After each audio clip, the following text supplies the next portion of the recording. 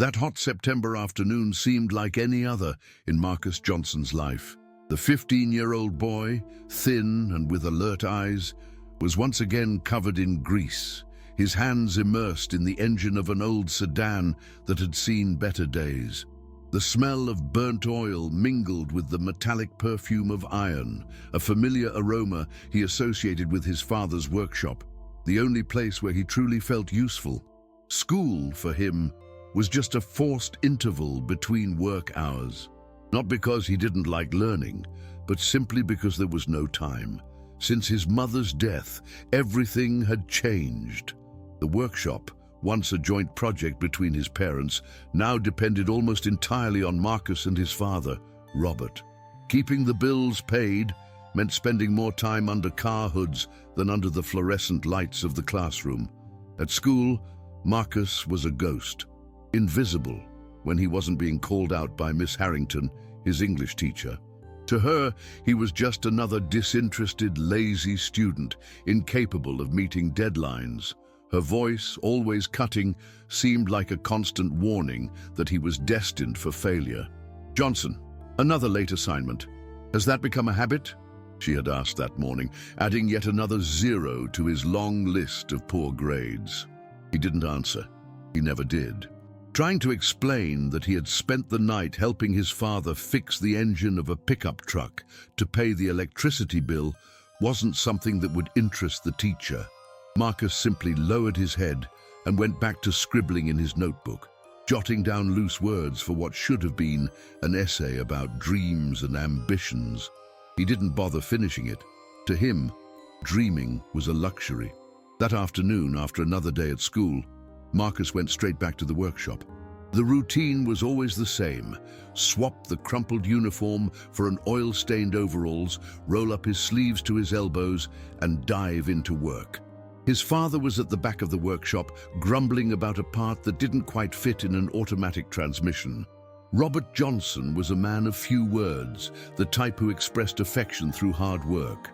Since they lost Marcus's mother, he carried the pain in silence, filling every minute of the day with repairs and financial calculations that never balanced in the black. Marcus already knew that tired look, that way of wiping the sweat from his brow as he checked overdue orders. Without needing to be asked, the boy grabbed the right tools and knelt beside his father, ready for another night of work. He didn't complain. He just did what needed to be done. The sun was already beginning to set when the workshop's bell tinkled. It was rare for anyone to show up at that hour. Robert set down his wrench and wiped his hands on the grimy rag before heading toward the entrance. To Marcus's surprise, the one who appeared was none other than Miss Harrington. The teacher was there at the threshold of the door with an unreadable expression. Her car, a dark blue sedan, was parked on the street with its hood slightly open. "I had a problem with the engine," she said, with a hesitation that Marcus had never seen before. For the first time, she did not seem like the inflexible woman of the classroom. And for the first time, Marcus had the chance to see his teacher not as an authority figure, but as someone who needed his help. Robert was the first to break the silence. He glanced quickly at Marcus and then at the teacher, analyzing the situation with the calm of someone who had dealt with enough mechanical problems to know that this was nothing serious. "Let's take a look," he said, walking over to the car. Marcus hesitated for a second, feeling Miss Harrington's gaze upon him. It wasn't common to see her outside the school environment, much less needing his help. With a discreet sigh, he grabbed the flashlight and followed his father to the open hood. The smell of burnt oil and heated metal soon hit his nostrils, a classic overheating problem. It took him barely 2 minutes to identify the source, a leak in the radiator hose. "I think I found the problem," he murmured, more to himself than to the others. Miss Harrington folded her arms, watching every movement of the boy as if seeing him for the first time. "Are you sure?" Her voice came out less sharp than usual, carrying a genuine tone of curiosity. Marcus nodded, picking up a screwdriver to loosen the damaged part. His movements were quick and precise, the practice acquired over the years becoming evident. Robert glanced sidelong at the teacher, noticing her intrigued expression. He gave a small smile, as if used to that kind of reaction. "My boy has talent," he said simply, returning his focus to the repair. Miss Harrington did not reply immediately. She just continued watching Marcus with a pensive look, as if trying to reconcile the image of the disinterested student with the skillful young man working deftly in front of her. For the first time, she realized that maybe she had been too quick to judge that boy. Time seemed to slow down as Marcus tightened the new hose in place. His concentration was absolute, as if the world around him didn't exist. Miss Harrington noticed that. In the classroom, he always seemed distracted, always on the fringes. But there in that workshop, there was a sparkle in his eyes, a confidence she had never seen before. Every movement was calculated, precise, as if fixing cars was more natural than writing an essay or solving an equation. "I'm done," he said, wiping his forehead with the back of his hand. His tone was matter-of-fact, without any need for validation. He didn't expect praise. He just did the work because it needed to be done. Robert tossed a rag for his son to clean his hands and looked at Miss Harrington. "Start it up," he said. The teacher hesitated, then walked over to the car and turned the key in the ignition. The engine roared without hesitation, running like new. She blinked a few times, surprised. "That was fast," she murmured, looking at Marcus as if seeing him for the first time. The boy merely shrugged, as if it were nothing, but for her, it was everything. In just a few minutes, he had solved a problem that had left her stranded on the road without needing a manual, without asking for help. Just pure, practical knowledge. For the first time, Eleanor Harrington, the demanding and unyielding teacher, felt like the student in that scenario. Miss Harrington turned off the car and left, still not quite knowing what to say. She turned to Robert, then to Marcus, who was already putting the tools away on the metal cart beside him. "Did you learn all that on your own?" The question slipped out before she could think. Marcus paused for a moment and looked at her.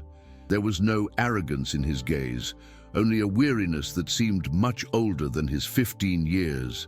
"My father taught me," he replied, giving a slight nod toward Robert, who just smiled faintly. "And the rest? You learn by making mistakes." He said it as if it were the most obvious thing in the world. Miss Harrington felt a slight tightening in her chest. At school, she always repeated that learning came from discipline, constant study, and books.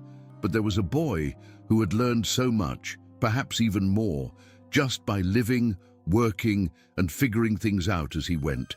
She looked around for the first time, really observing the workshop. Tools worn by time, shelves full of meticulously organized parts, the smell of grease and metal, old calendars pinned to the walls. It was a world completely different from the classroom. And Marcus, he was a piece that fit perfectly there, not as a boy simply helping his father, but as someone who had a gift, a keen eye for problems and solutions. "You have talent," she said, more to herself than to him. Marcus just shrugged again. He didn't see it as talent. To him, it was just survival. Miss Harrington folded her arms and took a deep breath, feeling a strange unease growing inside her.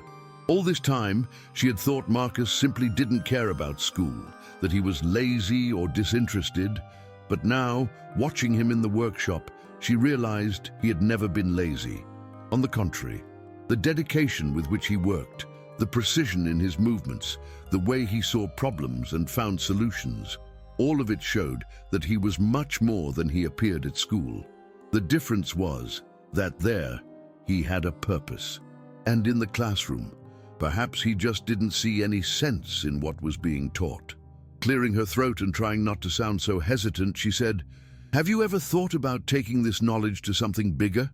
Marcus frowned, picking up a wrench and turning it between his fingers without much haste. "Like what?" Miss Harrington hesitated. For her, the answer was obvious.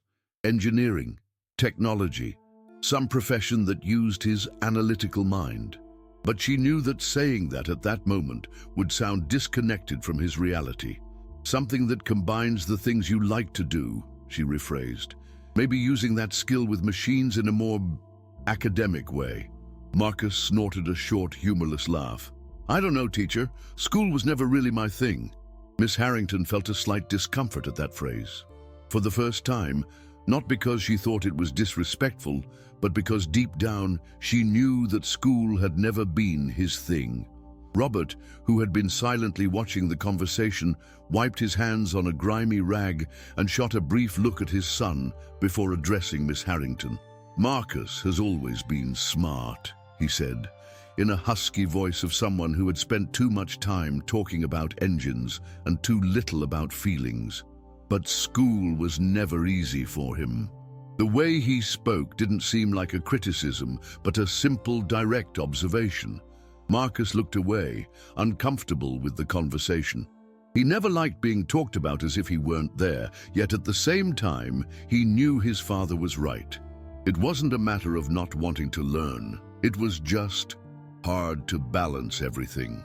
School seemed to exist in a world different from his, a world where the workshop bills didn't matter, where no one saw the dark circles from sleepless mornings after all-nighters fixing cars.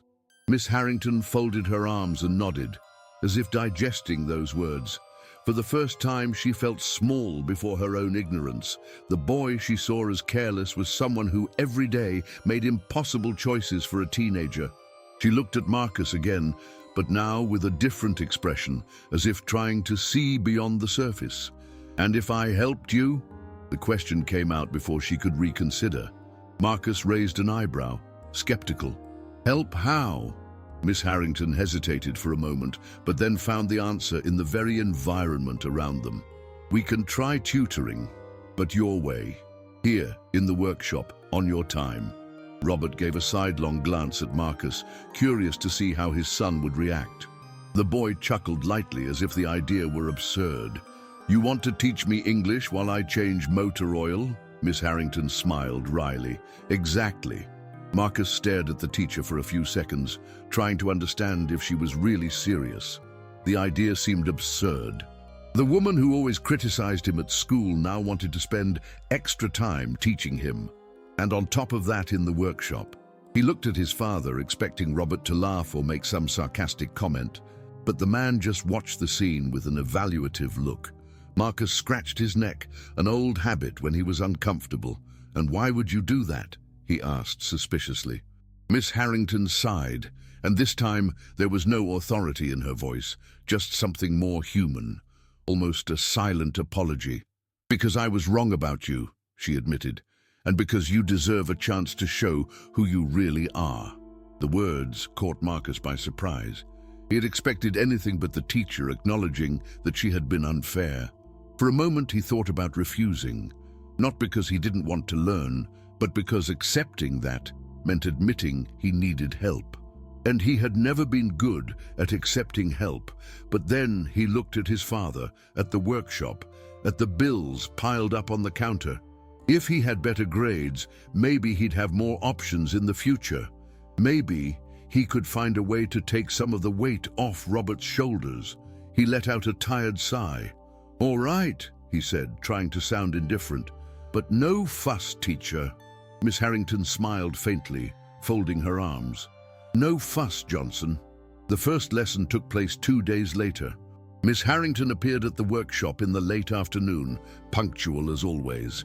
Robert had already left to take care of some business, leaving the space to Marcus and his new and unlikely teacher. He was skeptical, but said nothing while finishing tightening the bolts on an axle. "Very well," she said, pulling a notebook from her bag. "Let's start with something simple. Text interpretation." Marcus rolled his eyes. "Why that?" "Because if you can understand an engine manual, you can understand a poem." He laughed mockingly. "I doubt it." But Miss Harrington wasn't shaken. She took a folded piece of paper and handed it to him. "Read this." Marcus sighed, wiped his hands on a rag, and took the paper. The words were a bit blurred with oil, but he managed to read. It was an excerpt from a text about resilience, about how some people learn more from practice than from theory. He looked up at the teacher, suspicious. "You chose this on purpose," Miss Harrington gave a slight smile. Maybe. He was silent for a moment, then read it again. For the first time, something in those words made sense to him. It wasn't a boring academic text, nor was it a list of grammar rules. It was about him, about his father, about everything he faced daily. For the first time, Marcus felt that maybe, just maybe, learning wasn't a waste of time. The days passed, and the tutoring sessions in the workshop became part of Marcus's routine. At first, he still scoffed at some things, especially when Miss Harrington insisted that he needed to write complete essays and not just loose notes. But little by little, he began to notice a curious pattern. The problems she presented in the texts had a lot in common with the ones he solved in the workshop. Reading and interpreting a text was like diagnosing a fault in an engine. The clues were there, scattered, waiting to be connected. When he commented this aloud, Miss Harrington just smiled. Exactly. You already think like an engineer, Marcus. You just haven't realized it yet. He frowned. He had never stopped to think about it. But for the first time, school seemed to have some real utility. One afternoon, in the middle of an explanation about verb tenses, a client entered the workshop with a car that made a strange noise when accelerating. Marcus interrupted the lesson, walked over to the vehicle, and asked the driver to start the engine. He stood for a few seconds, just listening, hands in his pockets, his expression focused. "You can turn it off," he said, bending down to look under the car. "The exhaust pipe is loose. It vibrates every time you accelerate." The client raised his eyebrows. "Are you sure?" Marcus nodded and grabbed the flashlight. In less than a minute, he found the problem and showed it to the man, who let out a surprised laugh. "Boy, you have a fine-tuned ear." Miss Harrington observed everything with her arms crossed, intrigued. When Marcus returned to the makeshift table where they were studying, she simply said, "If you started reading school texts the way you listen to these engines, you'd already be scoring tens." Marcus laughed, picking up the pen. "I'll try, teacher." What began as reluctant extra classes gradually transformed into something bigger. Marcus still didn't like spending hours writing essays, but he started to see meaning in words that once seemed empty. Miss Harrington knew how to spark his curiosity, bringing texts about inventions, engineering challenges, and stories of people who, like him, learned more through practice than theory. With each class, Marcus discovered something new, and without even realizing it, began to apply what he learned in the workshop. He found himself explaining a carburetor problem to his father using a metaphor he'd taken from a physics book. "Since when do you talk like that?" Robert asked, surprised. Marcus shrugged, a little sheepishly. "I learned from the teacher." His father laughed, shaking his head. "Well, at least something good is coming out of this school." It was in that rhythm that Miss Harrington posed a challenge to Marcus. If you could create something to improve the workshop, what would it be? The question caught the boy by surprise. He had never thought about it. For him, the workshop had always been a place of work, a place where problems were solved, not where something new was created. But now, with the teacher's words echoing in his mind, he began to see the workshop in a different light. Maybe a system that would help diagnose car problems faster, he murmured, thinking aloud. Like a scanner that any mechanic could use without needing a bunch of expensive equipment. Miss Harrington smiled, tilting her head. "That's an excellent idea, Marcus. Have you ever thought about actually developing it?" He blinked a few times, feeling the weight of the question. For the first time, someone made him see that he could create something, not just fix what already existed. The idea did not leave Marcus's head. He began to observe more carefully the diagnostics of the cars arriving at the workshop, noting patterns, identifying common faults, and comparing the engine symptoms with the manuals he occasionally leafed through. Miss Harrington noticed the change. During class, he started asking questions that went beyond school subjects. How does a barcode work? Could something like that be applied to a car? Or, if a cell phone can identify problems in its system, why can't a car do it on its own? She didn't have all the answers. but she realized that he was seeing school and the workshop as parts of the same puzzle. Robert, for his part, saw his son increasingly focused, scribbling diagrams in a notebook that had once only served for school notes. "What are you up to there?" he asked one evening after finding Marcus dismantling an old diagnostic scanner. The boy just smiled slightly. "Just testing an idea." It was then that Miss Harrington appeared at the workshop with unexpected news. "Marcus, there's a science fair at school next month," she said, holding a flyer. "They accept practical projects. You should sign up." Marcus raised an eyebrow. "A science fair? Me?" The idea seemed so absurd that he almost laughed. But then he looked at the notebook full of notes, at the parts scattered on the bench, and at the dismantled scanner. For the first time, he felt that maybe he had something to present. "And if it goes wrong?" he murmured, more to himself than to the teacher. Miss Harrington crossed her arms, smiling. "Then you learn from your mistakes and try again. Just like in the workshop, right?" Marcus took a deep breath, looking at the jumble of wires and circuits in front of him. Maybe it was madness. Maybe not. But deep down, something inside him wanted to try. When the courtroom finally emptied, Judge Marston allowed herself to sink into her chair. The weight of the day seemed doubled on her shoulders. She had presided over hundreds of cases, perhaps thousands, but none had made her question as much as this one. It wasn't just about Markeith Jameson. It was about all the young people who appeared before her without a second chance, without a deeper investigation, without a veteran detective to intervene at the last moment. She picked up her pen and scribbled something on the notepad in front of her, a list of names. She didn't remember them all, but some remained in her memory like scars. Young people with scared or resigned expressions who entered her courtroom already defeated because they knew the system wasn't on their side. What happened next? After she pronounced a sentence, after the files were archived? Who really followed those cases? She realized she had never asked herself that, and now that indifference seemed like a grave error too big to ignore. Her eyes rested on the folder that Cole had left on the counter. Markeith's case wasn't ending there. Neither was hers. With a deep sigh, she picked up the phone on the table and dialed an internal number. "I want all the files from the last 2 years on juvenile convictions for non-violent crimes, now." The assistant on the other end hesitated for a moment before replying, "All the files, Your Honor. All." She hung up before the response could come, because, for the first time, she didn't just want to judge. She wanted to understand. The following days were a mix of intensity and excitement for Marcus. He spent every afternoon working on the idea that was starting to take shape. Miss Harrington helped him, but without being intrusive. She brought information, suggested improvements, but let the process be guided by Marcus's own hands.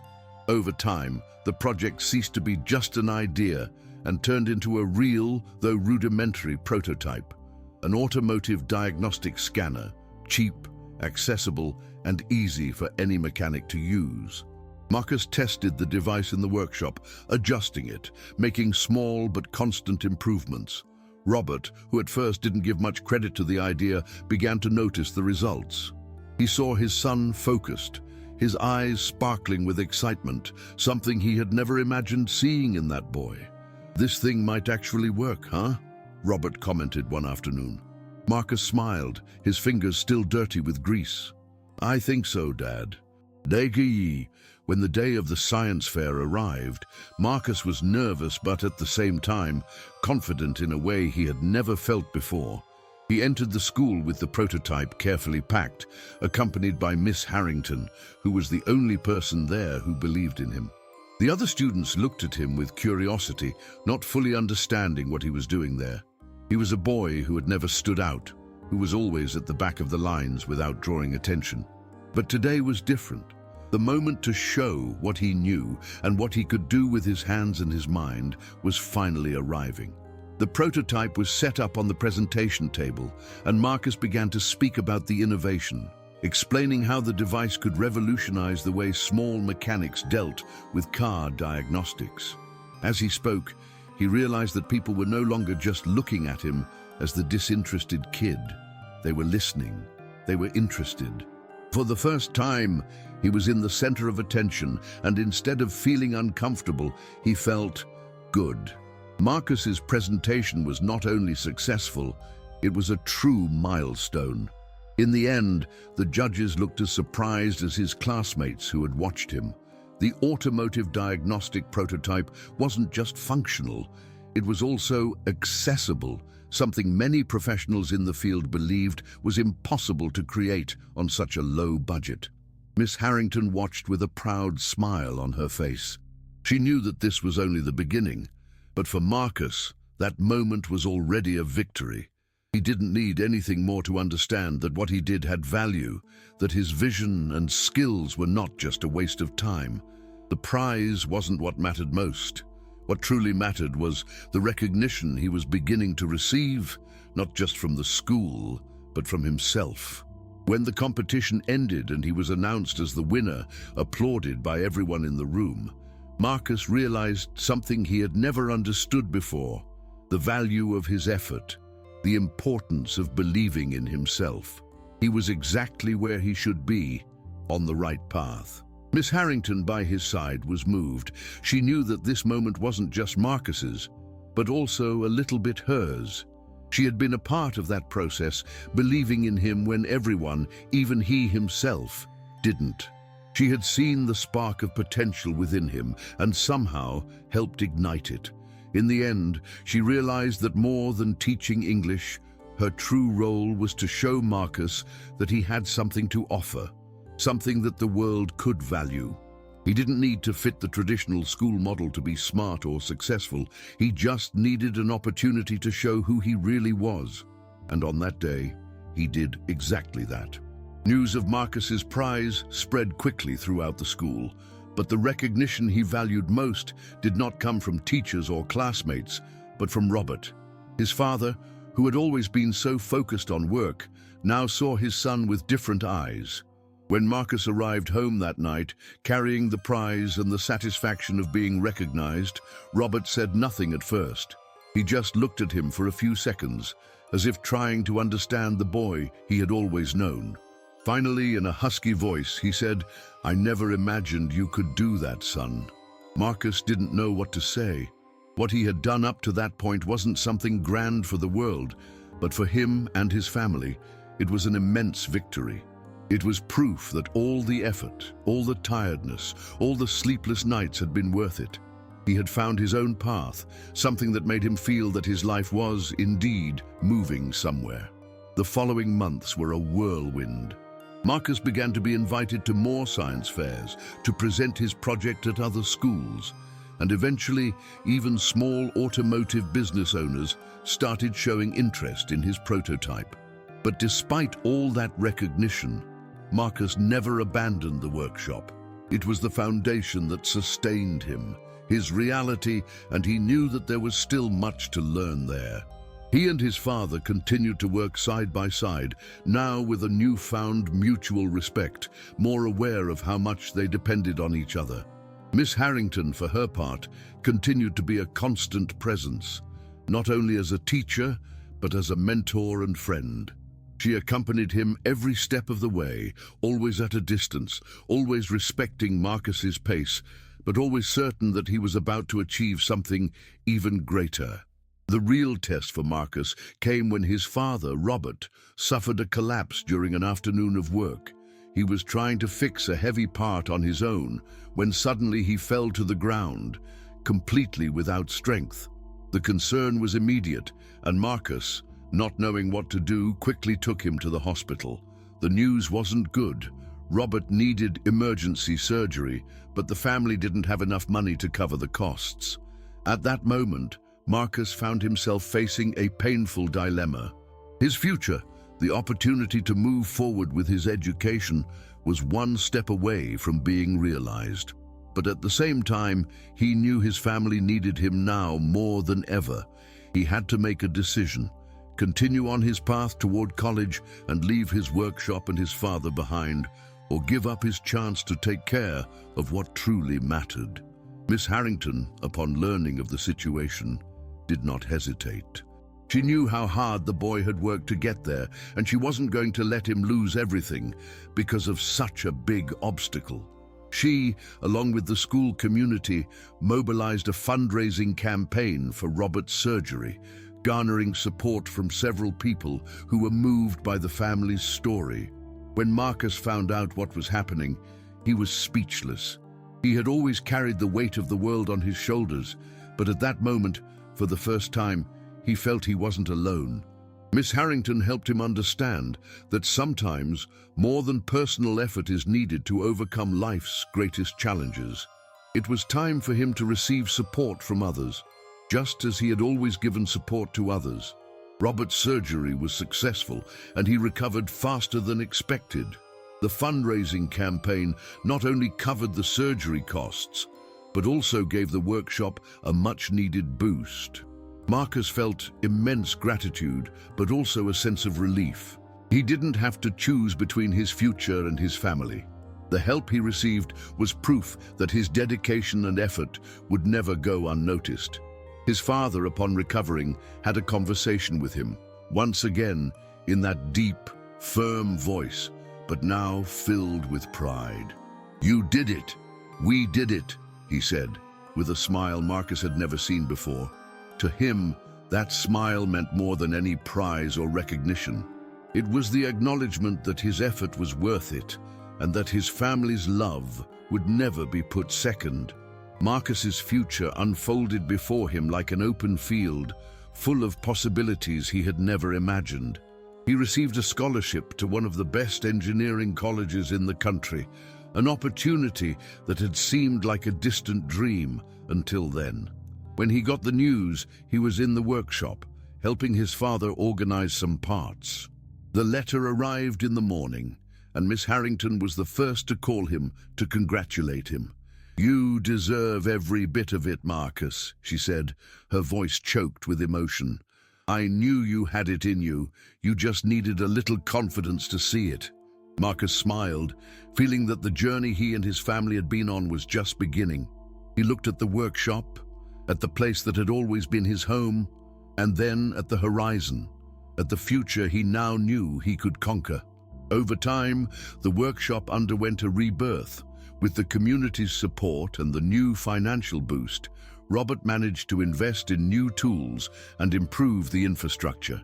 That small family business, which had once seemed on the verge of disappearing, now became a symbol of resilience. Marcus, with his engineering degree, began to develop new systems and solutions for the workshop, making it more modern and efficient. He divided his time between his studies and work, never forgetting where he came from, but now with the vision that the future could be shaped by his own hands. Miss Harrington continued to be his mentor, always ready to offer advice and support, but Marcus no longer needed to prove his worth. He knew that true education wasn't found only in books or classrooms, but in real life, in the daily challenges and the hard choices we make. In the end, Marcus found a way to balance his dreams with his reality. He realized that even in the toughest moments, the fight for a better future would always be more important than any obstacle. And above all, he knew that thanks to the support of people like Miss Harrington, he never had to do it alone. His path, just like his life, was now a story of overcoming confidence and learning, a reflection that true change happens when we believe in our potential and never give up, no matter the adversity. And that demotivated kid from the classroom would eventually become an example for everyone who, one day, also thought that the world had no room for their dreams.